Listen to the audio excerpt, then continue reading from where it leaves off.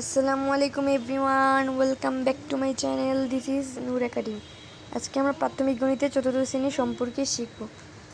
তো এখান থেকে শুরু করা যাক। সর্বপ্রথমে আমরা 4 নম্বর অঙ্কটি দিয়ে শুরু করব।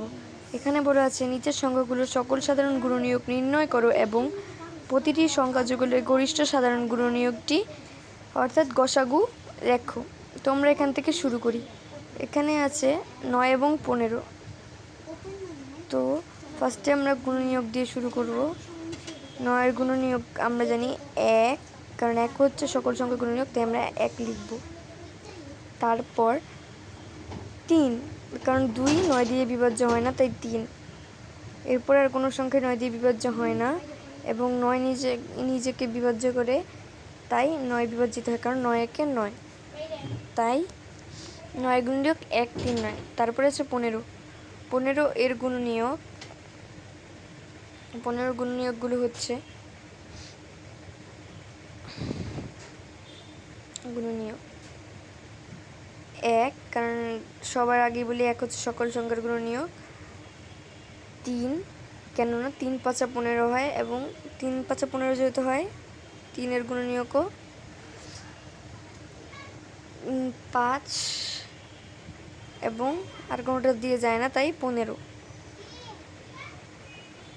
তো আমরা 9 এবং 15-এর সাধারণ গসাগু বের করব। 9 এবং 15-এর সাধারণ গুণনীয়ক, সাধারণ গুণনীয়ক। তো 9 এবং সাধারণ গুণনীয়কের মধ্যে কমন হচ্ছে 3, আর কোনোটা যেহেতু কমন জানি তাহলে শুধু 3। এরপরে আমরা গসাগু লিখব, কারণ গসাগু হচ্ছে গরিষ্ঠ সাধারণ গুণনীয়ক। গসাগু হচ্ছে 3, কারণ এখানে একটি মাত্র রয়েছে 3, তাই আমরা এখানে 3 লিখব। তো 3, এখানে গসাগুর ফুল ফর্মটা আমি নিচে লিখে দিই। গরিষ্ঠ সাধারণ গুণনীয়ক। গরিষ্ঠ, এখানে গরিষ্ঠ হচ্ছে সবচেয়ে বড়, অর্থাৎ আমরা যে সাধারণ গুণনীয়ক পাই এদের মধ্যে সবচেয়ে বড় যে সংখ্যাটি হবে সেটি হবে গসাগু।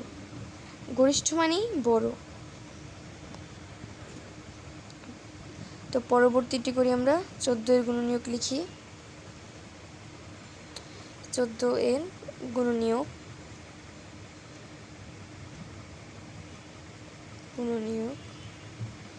1, কারণ 1 2, কারণ 7 দ্বিগুণে 14। 3 দিয়ে তো যায় না, 3 4 12 হয়, তাই যায় না। পরে 4 দিয়েও যায় না, 5 দিয়েও যায় না, 6 দিয়েও যায় না, 7 দিয়ে যায়। 7 দ্বিগুণে 14।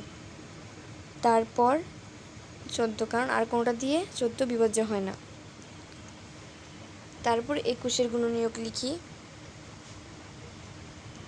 21-এর গুণনীয়ক 21-এর গুণনীয়ক হয় 1, 3 7 2 যেহেতু যায় না, 3 7 21, 3 দিব। তারপর 7, তারপরে আর কোনোটি যে যাচ্ছে না, তাই আমরা ডাইরেক্ট 21 লিখব। এরপরে আমরা আগের মতোই 14 ও 21-এর সাধারণ গুণনীয়ক বের করব। 14 21-এর সাধারণ গুণনীয়ক। এখানে গুণনীয়ক যেহেতু 7 কমন যায়, তাহলে সেটি 7ই হবে। আমরা এখন গসাগু লিখি। যেহেতু এখানে শুধু 7 আছে, তাহলে আমরা গসাগু শুধু 7ই লিখব। এভাবে আমরা সহজে অঙ্ক দুটি সলভ করতে পারি।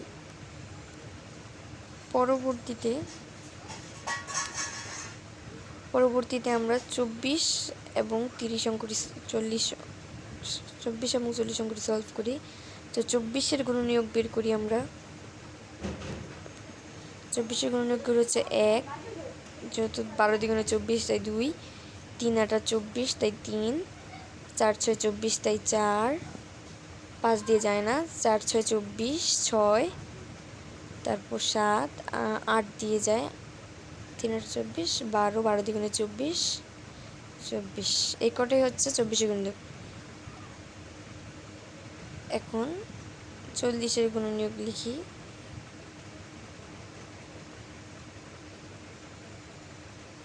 40 গুণনীয়ক আছে 1, 20 দ্বিগুণে 40, 3 দিয়ে যত বিভাজ্য হয় না, 4 দিয়ে হয়, 4 10 40 হয়, এই 4। এরপরে 5, কারণ 5 8 40, এরপরে ডাইরেক্ট 8, তারপরে 5 8 40, এরপরে 10 দিয়ে যায়, 9 দিয়ে যায় না, কারণ 4 নং 36 হয়, 5 নং 45 হয়, 10, তারপরে 20, কারণ 20 দ্বিগুণে 40, তাই 20, এবং যেহেতু সংখ্যাটি 40, তাই 40 দিয়েও সেটি বিভাজ্য যাবে। অতএব 24 ও 40 গুণনীয়ক,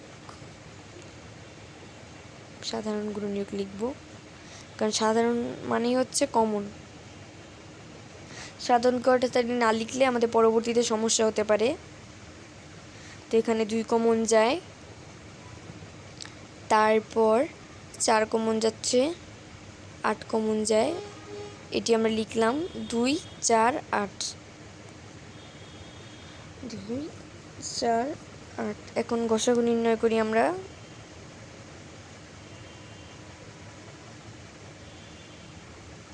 গসাগু হচ্ছে, যেহেতু সবচেয়ে বড় এখানে 2 4 8 এর মধ্যে সবচেয়ে বড় হচ্ছে 8, তাই আমরা গসাগু কত লিখব? 8। আমাদের ভাবতে হবে 2 4 এবং 8 এর মধ্যে গসাগু হচ্ছে 8। আজকের ক্লাসটি এখানেই শেষ হলো। আল্লাহ হাফেজ।